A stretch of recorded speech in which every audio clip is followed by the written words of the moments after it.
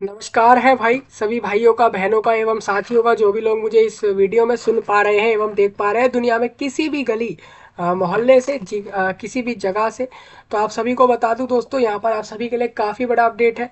यहाँ पर आपके भारत देश के बिहार राज्य में टेट एस टेट करके एक एग्ज़ाम होता है, जो कि अगर आप बिहार के किसी भी विद्यालय, किसी भी स्कूल में, अगर आप गवर्नमेंट हो या प्राइवेट, अगर आप चाहते हो कि आप नाइन्थ, 9वीं, 10वीं और 11वीं और 12वीं जैसी क्लासेस को आप किसी सब्जेक्ट में पढ़ाना चाह रहे हो, तो उसके लिए आपको टीचर्स के लिए आपकी वहाँ पे जॉब होगी। तो उसके लिए यहाँ पर एक बिहार राज्य में एसटेट नाम से एक एग्ज़ाम होता है। सेम इसी तरीके से आप देखोगे हर राज्य में आपको, भारत देश में भी अलग अलग राज्यों में अलग अलग टेट जैसे एग्ज़ाम देखने को मिलेंगे। ठीक है, तो उसके लिए मैं आपको बता दूं, तो बिहार राज्य में जो टेट एग्ज़ाम होगा एस टेट, देखिए फ़र्क याद रखिएगा, बिहार में दो तरह के टेट होते हैं। एक होता है आपका टेट जो कि बी टेट कहा जाता है, और एक होता है एस टेट। एस टेट होता है आपके 9 से 12 क्लास को पढ़ाने के टीचर्स के लिए, टीचिंग स्टाफ में। और इसके अलावा अगर आप जाते हो यहाँ पर 1 से 8 क्लास को पढ़ाने बिहार राज्य के स्कूल्स में, तो वहाँ पर आपको उसके लिए बिहार के टेट का एग्ज़ाम देना होता है। तो यहाँ पर आपको बता दूं, बिहार के एस टेट का नोटिफिकेशन काफ़ी पहले आ चुका है। 14 दिसंबर से पहले ही इस नोटिफिकेशन को रिलीज़ कर दिया गया था, और तभी मैंने आपके साथ ये नोटिफिकेशन डिस्कस कर दिया था। हालांकि वो विज्ञापन नोटिफिकेशन था, डिटेल्ड वाला बाद में आया था, जो कि मैं आपको अभी वीडियो में दिखा देता हूँ, और ये मैंने वीडियो के नीचे प्रोवाइड करा दिया है। ज़्यादा कुछ फ़र्क है नहीं। डिटेल्ड नोटिफिकेशन में आपको सिलेबस भी देखने को मिलेगा, और भी कुछ एक्स्ट्रा चीज़ें हैं वो देखने को मिल जाएंगी, जो कि विज्ञापन में नहीं थी। ठीक है, और फॉर्म के डेट जो है वो बहुत लिमिटेड है, आपके पास 2 जनवरी तक का समय है, यानी कि 1 वीक अभी लेफ्ट है इसमें फॉर्म भरने के लिए। इसके बाद आपको सीधा 6 महीने बाद हो सकता है इसमें मौका मिले, क्योंकि देखा जा रहा है कोई किसी राज्य में 2 बार कराए जा रहे हैं टेट, किसी में 1 बार हो रहे हैं, किसी में सालों साल नहीं होते हैं। तो अलग अलग प्रोसेस फॉलो होते हैं। अगर बात करें एसटेट की, तो एसटेट आपका बिहार राज्य में 2 बार हो रहा है साल में।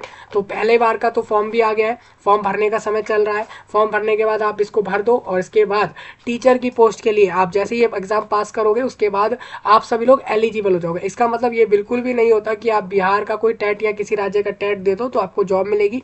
जॉब मिलने के लिए आप एलिजिबल हो जाते हो। इसके बाद आपको फिर हर अलग अलग रिक्रूटमेंट बॉडी, अगर कोई ऐसा स्कूल है, कोई ऐसा कॉलेज है जो अपने यहाँ पर टीचर को जॉब देने के लिए एक एग्ज़ाम करवाएगा, तो उसमें आपका वो एक्सेप्ट आपको ले लेगा जॉब के लिए, अगर आप इसका सर्टिफिकेट दिखाते हो। बस सिंपल यही फ़र्क है। ठीक है, और कोई इसमें डिफरेंस है नहीं। बस याद रखें, अगर आपको 1 से 8 को पढ़ाना है तो बी टेट दीजिए बिहार राज्य के लिए, और एस टेट सिर्फ 9वीं, 11वीं और 10वीं, 12वीं क्लासेस के लिए दीजिए। और ये इसमें नहीं हो रहा है, हर राज्य में इस तरीके के पैटर्न होते हैं। और एक सी टेट करके होता है, सी टेट देने के फ़ायदे बहुत ज़्यादा लोगों को मिल जाते हैं, क्योंकि सेंट्रल गवर्नमेंट्स के स्कूल हर राज्य में देखने को मिल जाएंगे। तो आप लोग सी टेट से भी जा सकते हो स्कूल्स में पढ़ाने के लिए। ठीक है, लेकिन सिर्फ ये एलिजिबिलिटी टेस्ट है, इसमें ये कहीं भी नहीं लिखा कि इस एग्ज़ाम के बाद आपको जॉब मिलेगी।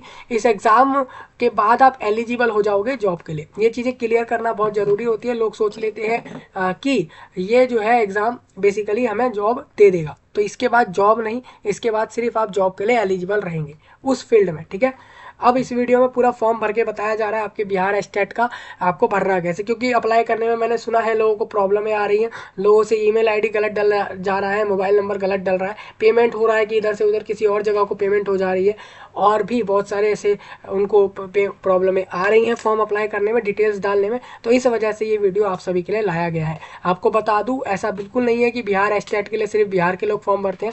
यहाँ पर देश भर से लोग फॉर्म भरते भी हैं, और जगह जगह सेंटर जहाँ भी होते हैं एग्ज़ाम के, वो जाकर देते हैं। सपोज अगर बिहार राज्य की बात करें, तो बिहार में जो आपका स्टेट एग्ज़ाम होगा उसके लिए लोगों ने फॉर्म भरे हैं। यहाँ पर आप ऐसे भी लोग देखोगे जो हिमाचल प्रदेश, आंध्र प्रदेश, केरला और मेघालय, मणिपुर और कर्नाटका जैसी जगहों से भी यहाँ आए होंगे। इसका मतलब दूर दूर से भी लोग आ रहे हैं, क्योंकि इसमें ऑल इंडिया एलिजिबल है। लोगों को एलिजिबिलिटी पता लगते ही वो लोग भर देते हैं फॉर्म, भले ही वो कितना दूर हो, क्योंकि आज के समय पर बेरोजगारी और ये सबसे जूझना पड़ रहा है लोगों को। इस वजह से वो लोग अपना समाधान जैसे मर्जी चाहते हैं, चाहे वो सेम राज्य में रहे, दूसरे राज्य में रहे, तो वो अप डाउन कर रहे हैं। आप देख लो, इस तरीके से लोग आना जाना करते हैं, और ये सब चलता है। ठीक है, सबको समझ आ रही होंगी सारी बातें। ये सब इसलिए बता रहा हूँ दोस्तों, लोग ऐसा भी करते हैं कि भाई डोमिसाइल में स्टेट में जॉब आएगी तभी हम अप्लाई करेंगे, स्टेट की चीज़ों को देखते हुए। तो ऐसा ना करें, जहाँ मौका मिले वहाँ पे चले जाए, क्योंकि हो सकता है कि आपके वहाँ पे सालों साल ना आए, फिर आप ऐसे में क्या करोगे। इसीलिए मैं आपको ये सारी चीज़ें बता रहा हूँ, आप सभी लोग ध्यान से सुनो। इसके बाद आपको जैसे भी आपको दिखता है अपने बिहार राज्य में कहीं भी टी स्कूल में रिक्रूटमेंट दिख रही है तो आप जाएं, फॉर्म भर दें, आपको जॉब मिलेगी, आपको वो जॉब देंगे। समझ रहे होंगे आप सभी लोग। देखिए कुछ नहीं होता, लोगों को सिलेबस बड़ा हार्ड लगने लगता है, तो भाई आप लोग बताओ तो हम इसकी प्रिपरेशन चालू कराएं। मैंने काफ़ी बार लोगों से कहा भी है कि आप लोगों को जो भी लगे आप बता दिया करो, क्योंकि टीचर रिक्रूटमेंट में ऑलमोस्ट हर राज्य में देखा गया है कि सेम ही सिलेबस पूछा जा रहा है, वही चाइल्ड डेवलपमेंट जैसी चीज़ें और वही दो चार टॉपिक सेम चीज़ें उठाकर पूछी जा रही है, और कुछ इसमें चेंज नहीं आता।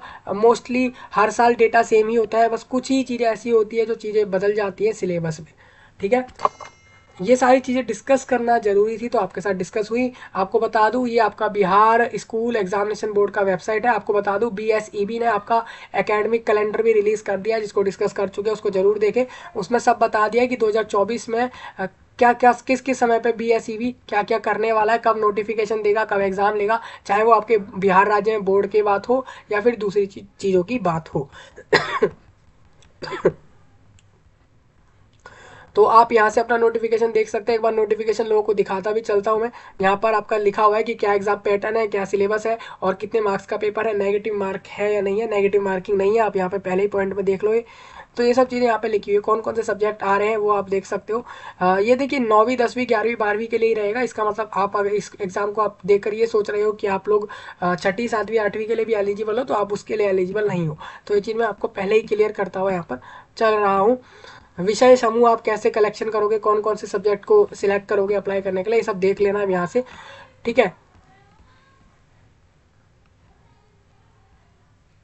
हाँ देखिए यहाँ पर पेपर पैटर्न ये था सिंपल कि 150 क्वेश्चंस है। एलिजिबिलिटी भारत के नागरिक होना जरूरी है, ना कि सिर्फ आप बिहार के ही हो तो ही आप फॉर्म भरोगे, आप दूसरे राज्य के लोग भी फॉर्म भर सकते हैं। ठीक है, तो ये सारी चीज़ें बहुत इंपॉर्टेंट है।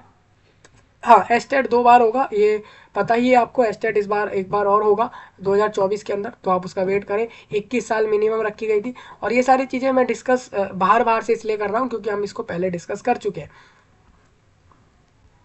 हाँ इसमें आपको मिनिमम मार्क्स लाने पड़ेंगे इस एग्ज़ाम को पास करने के लिए, उसके बाद ही आप लोग जा पाओगे। फॉर्म की फ़ीस 1440 रुपये है। अगर आप दोनों पेपर में भर रहे हो, पेपर 1 में दोगे तो सिर्फ 960 रुपये लिए जाएंगे आपसे।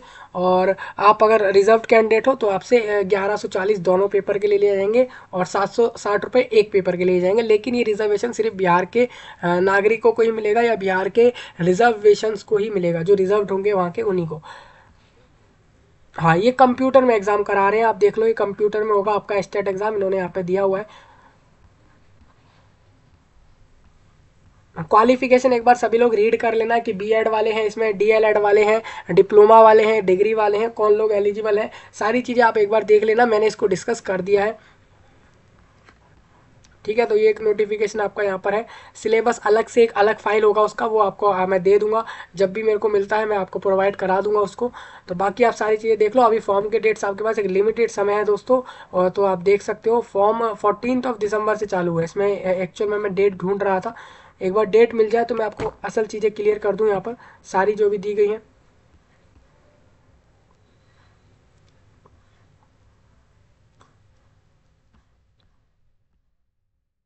देखिए यहाँ पर ये डेट वाला ऑप्शन मिल गया है मुझे, आप देख लो। 2 जनवरी तक आप फॉर्म भर सकते हो। आपके पास फॉर्म अभी चालू हुए अभी 10 दिन हो चुके हैं, आपके पास आने वाले समय पे अभी सिर्फ आपके पास 10 दिन ही है, 10 दिन भी नहीं है, 7 डेज है बस, आप फॉर्म भर सकते हो। ठीक है,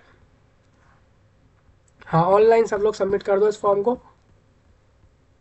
हाँ इसके बाद आप लोग स्टेट के ही स्कूल्स में ले पाओगे जॉब। इसका मतलब ये बिल्कुल भी नहीं है कि आप दूसरे राज्यों में इस फॉर्म को इसको सर्टिफिकेट को दिखा सको। ठीक है, वहाँ एक्सेप्ट करना होगा तो वो कर भी सकते हैं, नहीं भी कर सकते, लेकिन आपके राज्य में पूरी जगह पर हर स्कूल्स में एक्सेप्ट होंगे। ठीक है, चलिए आगे बढ़े यहाँ पर फॉर्म भरने की तरफ। एस टेट नाम है एग्ज़ाम का, teacher eligibility test. S means क्या है यहाँ पर मैं आपको बता दूँ। परीक्षा देखिए विद्यालय परीक्षा समिति द्वारा ये रिलीज करा गया है। माध्यमिक शिक्षण पात्रता परीक्षा, यानी कि आपका सेकेंडरी टीचर एलिजिबिलिटी टेस्ट है। इसका मतलब नाम से ही क्लियर होगा, 9 10 और 11 12 क्लास को पढ़ाएंगे आप लोग। मोबाइल नंबर पासवर्ड डाल के लॉगिन कर दें जो लोग पहले से रजिस्टर्ड हैं। रजिस्ट्रेशन के लिए हम आगे बढ़ेंगे, नए कैंडिडेट्स को बता रहे हैं इस वीडियो में। सबसे पहले हम यहाँ से अपना नाम डाल देते हैं, नाम को एक बार कंफर्म कर देते हैं भाई। यहाँ पे ईमेल एड्रेस पूछा जा रहा है, वो भी बता देते हैं।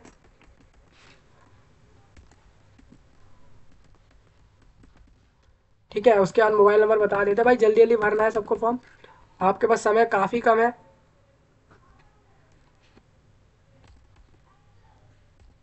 हाँ, अब यहाँ से एक पासवर्ड, अब ये पासवर्ड कौन सा मांग रहे हैं भाई, यहाँ पे आपको एक पासवर्ड बनाना है।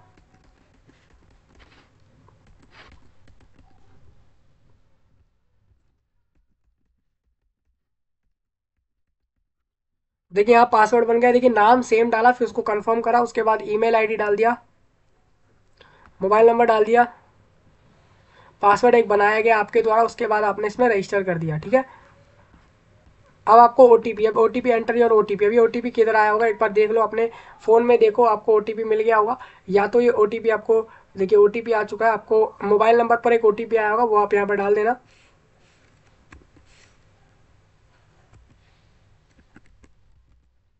और उसके बाद आप रजिस्टर कर लो इस तरीके से, और इसको एक बार सेव कर लो इन पासवर्डों को। चलिए इसको हटा देते हैं। अब इसके बाद हमें बोला गया पासवर्ड यहाँ आ चुका है, एक बार लॉगिन करेंगे हम। देखिए सभी अभ्यर्थियों को सूचित किया जाता है कि पेमेंट करने से पूर्व अपने भरे हुए फॉर्म को ध्यानपूर्वक जांच करें, यदि कोई त्रुटि है यानी कि कोई मिस्टेक है तो सुधार करने के पश्चात ही पेमेंट करें। मतलब आपने अगर पेमेंट कर दिया तो उसके बाद उनका ये हो जाता है कि भाई आपने सही से फॉर्म भर दिया है, आपने सक्सेसफुली पेमेंट कर दिया, इसका मतलब कि आप लोग इसमें फॉर्म भरना चाह रहे थे, तो हम उसको एक्सेप्ट कर रहे हैं। ठीक है, तो इस चीज़ को ध्यान रखेंगे। मैं आपको बता दूं 3 तरह से प्रोसेस रहेंगे।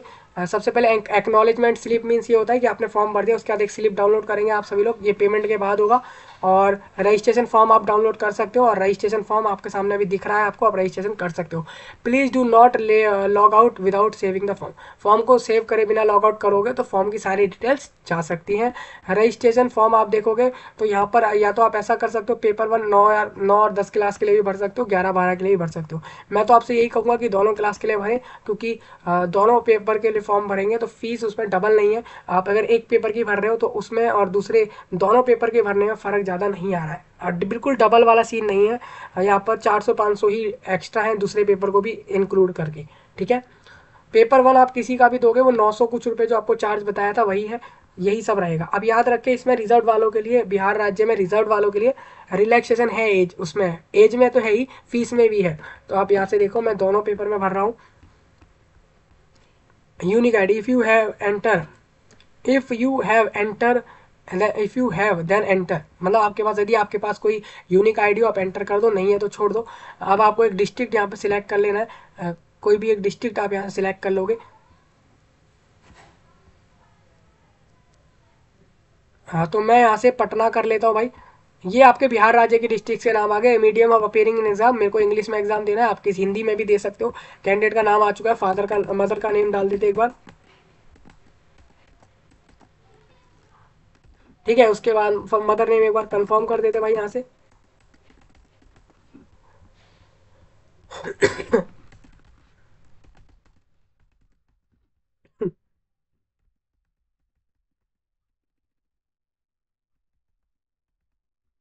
देखिए फादर नेम कंफर्म हो गया, मदर नेम हो गया, उसके बाद डेट ऑफ बर्थ बता देते, एक बार ईयर में जाएंगे, थोड़ा पीछे इसमें आ जाते हैं।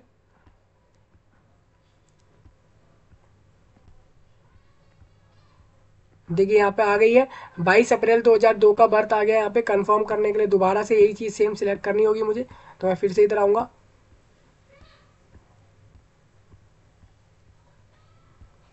देखिए आप 22/4/2002 आ चुका, उसके बाद करेंट एज हमारी आ गई है 22 साल 3 महीने 10 दिन, यहाँ पर एज आ गई है। जेंडर यहाँ पे मेल महिला पुरुष दोनों ही फॉर्म भर सकते हैं।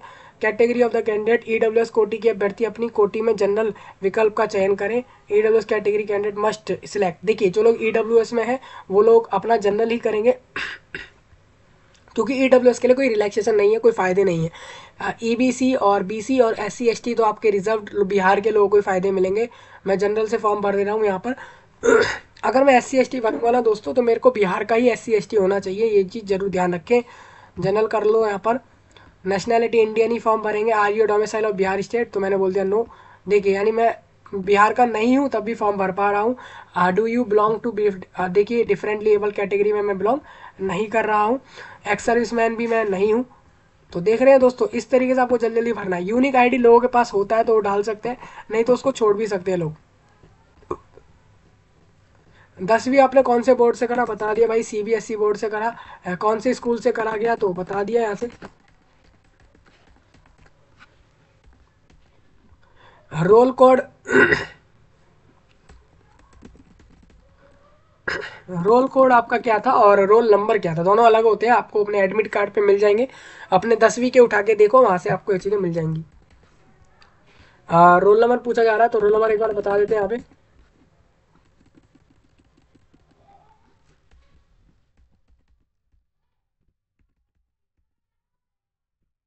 अब ये बोल रहे हैं पासिंग ईयर बताओ, तो पासिंग ईयर बता देते हैं भाई, कौन सी ईयर में आपने 10th पास किया वो आपको यहाँ बताना होगा। तो बता दिया 2017। मार्क्स कितने आए और डिवीज़न क्या रही, तो मार्क्स यहाँ पर आ गए 456 मार्क्स आए, डिवीज़न यहाँ पर फर्स्ट रही। तो परसेंटेज कितनी आई आपकी वो यहाँ पे आपको बतानी है, 87 आ गई। अपलोड डॉक्यूमेंट में यहाँ पे क्या अपलोड होगा, अब आप पूछोगे डॉक्यूमेंट में क्या अपलोड होगा, तो यहाँ पे आपकी 10वीं की मार्कशीट यहाँ से आपसे मांगी जाएगी, ठीक है।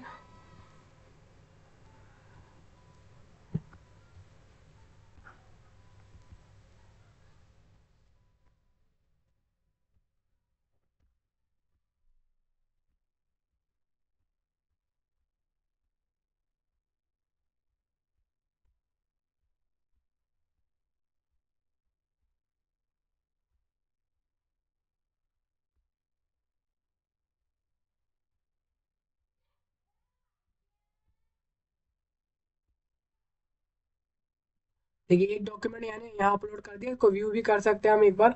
व्यू करने के लिए अब यहाँ से आपके पास डाउनलोड हो जाती है वो चीज़, आप इस तरीके से व्यू कर सकते हो, ठीक है। तो इस तरीके से आपको अपलोड करना है। अब यहाँ पे कह रहे हैं मेरे से आपने इंटरमीडिएट 12th कहाँ से करी, तो मैंने बता दिया 12th भी सीबीएसई बोर्ड से करी भाई।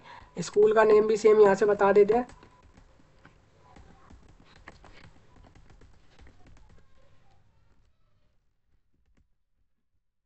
और वहाँ पे क्या रोल कोड रहा वो बता दिया, रोल नंबर पूछा जाएगा तो वो बता दो एक बार आप सभी लोग।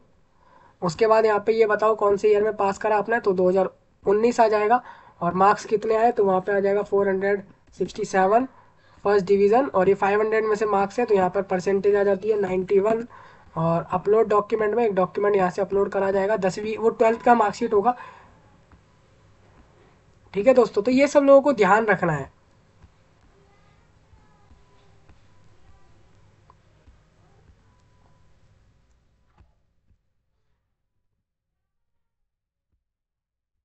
देखिए दोस्तों ये भी सक्सेसफुली अपलोड हुआ है, एक बार हम इसको व्यू करेंगे, व्यू करना बहुत जरूरी है हमारे लिए। हमें ये चेक करना होगा कि डॉक्यूमेंट सारे अपलोड अपलोड सही से हो रहे हैं या नहीं। इस चीज़ को ग्रेजुएशन इक्विवेलेंट, आपने ग्रेजुएशन में कौन सा डिग्री करा, क्या कोर्स करा, वो आप यहाँ बताएंगे। तो मैंने बता दिया बीबीए करा। और केंद्रीय विद्यालय तो स्कूल था। आप पूछ रहे हैं यहाँ से कि ग्रेजुएशन कहाँ से करा गया, तो मैंने बता दिया डीयू से करा। डीयू दिल्ली यूनिवर्सिटी है। उसके बाद वो वहाँ पर रोल कोड ये रहा, रोल नंबर ये जो मैंने आपको डाला अभी यहाँ पर ये रहा। और ये मैंने कर दिया 22 में कर दिया गया ये। और वहाँ पर 546 मार्क्स 600 में से आए, फर्स्ट डिवीज़न हो गया। और यहाँ पर जो मार्क्स बने वो यहाँ पर आ गए 85। अपलोड कर देते एक बार, परसेंटेज आप कैलकुलेट कर लेना अपने मार्क्स से, आपको वहाँ से पता लग जाएगी। और इस तरीके से आपको डालने हैं सारी चीज़ें। उसके बाद इस चीज़ से हम ऐसे कर देते हैं। और यहाँ से ये डॉक्यूमेंट भी अपलोड हो गया, एक बार इसको भी व्यू करेंगे। व्यू करना मैंने आपको बताया बहुत ज़रूरी रहता है हमारे लिए। तो व्यू ऐसे हो चुका है। अब इसके बाद हम आगे ऐसे कर देते हैं। अब पोस्ट ग्रेजुएट की डिटेल भी आपको यहाँ पे देनी है, मैंने बता दिया एमबीए। अगर आपने नहीं करा आप इसको ब्लैंक छोड़ सकते हो, ठीक है। अगर पोस्ट ग्रेजुएशन नहीं करी, बीएड करिए तो डालो, जो चीज़ें करी हैं वो डालनी है आपको, नहीं करी तो मत डालना। याद रखिए जो एलिजिबिलिटी है वो क्वालिफिकेशन तो आपने जरूर करी हुई हो, वो यहाँ से आपसे जरूर मांगी जाएगी, ठीक है। आपने जैसे बीएड करा तो वो कहाँ से करा, मैंने बोल दिया डीयू। देखिए बीएड आपने किस में करा, बीएड मैथ्स में करा, ऐसे मैंने बता दिया। बैचलर ऑफ एजुकेशन मैथ, ठीक है, ये डी से करा गया। आप ये सब जो भी बताना है आपको यहाँ से बताओगे। फिर यहाँ पर रोल कोड बताना है, रोल नंबर एक बार यहाँ से आपको ऐसे बता देना है। उसके बाद आपको यहाँ से बढ़ जाना आगे और बता देना ये कब कंप्लीट किया, तो ये भी 2021 में ही 2022 में कंप्लीट कर दिया गया। और इस तरीके से रहा। और मार्क्स वहाँ पर आए